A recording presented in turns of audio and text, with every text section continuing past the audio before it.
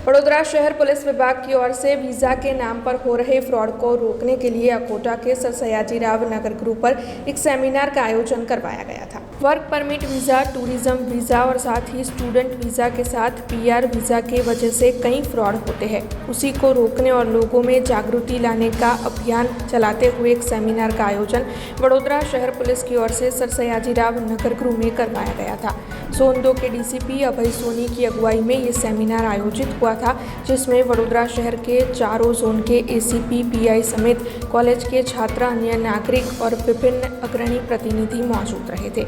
इन visa को दिलवाने के नाम पर किस तरीके से फ्रॉड किया जाता है और उससे कैसे बचे, इस बारे में इस जनजागृति सेमिनार के तहत वीज़ा कंसल्टेंसी के एक्सपर्ट शिवानी राणा, अर्पित सिंह राणा और अन्य अग्रणियों की ओर से प्रेजेंटेशन पेश किया गया था। आज सर सयाजीनगर अकोटा खाते वडोदरा शहर पुलिस द्वारा वीज़ा अंगेनो अवेरनेस प्रोग्राम રાખવામાં આવેલું છે।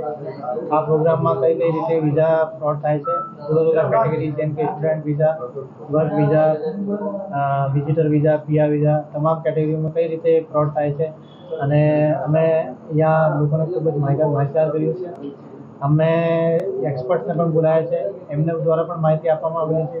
એમના દ્વારા જુદા જુદા કન્ટ્રી જેમ કે ઓસ્ટ્રેલિયા, યુકે, કેનેડા અને અન્ય કન્ટ્રીઓમાં કઈ રીતે વીઝા પ્રોસેસિંગ થાય છે, કેટલી ફીસ ખરેખર લાગે છે, સરકારી ફીસ, આ બધાની માહિતી આપવામાં આવી છે। અને આ પ્રોગ્રામમાં મોટી સંખ્યામાં છાત્રો અને નાગરિકજનોએ પાર્ટિસિપેટ કર્યું છે અને જે વીઝાના કામ સાથે સંકળાયેલા છે એવા પણ લોકો આમાં પાર્ટિસિપેટ। આજે જે આ સેમિનાર યોજવામાં આવ્યો છે તે છે બરોડા પોલીસ દ્વારા શહેર કમિશનર દ્વારા રજૂ કરવામાં આવ્યો છે, આયોજિત કરવામાં આવ્યો છે અને this is regarding the visa frauds જે અત્યારે ચાલી રહ્યા છે। તો અમે એક નાનો પ્રયત્ન કર્યો છે કે કન્ટ્રી વાઇઝ અમે લોકોને માહિતગાર કરીએ કે કયા કયા ટાઈપના ફ્રોડ્સ થઈ રહ્યા છે, સ્ટુડન્ટ વિઝાને લઈને, વર્ક પરમિટ, વિઝિટરના નામે। તો મેઇન આમાં અમારો જે મોટિવ છે તે છે લોકોને માહિતગાર કરવા થ્રુ ગવર્મેન્ટ વેબસાઇટ્સ કે કઈ રીતે તમે પોતે ગવર્મેન્ટ વેબસાઇટ્સ પર જઈને રિસર્ચ કરીને પોતાની ફાઇલ્સ આપો આગળ, તેમજ રજિસ્ટર્ડ એજન્સીઝ નહીં કે ખાલી ગુમાસ્તા કે એમએસએમઈ લાઇસન્સ ધરાવતા લોકો પણ જે તે કન્ટ્રીના લાઇસન્સ કન્સલ્ટન્ટ્સના જોડે તમે આપો।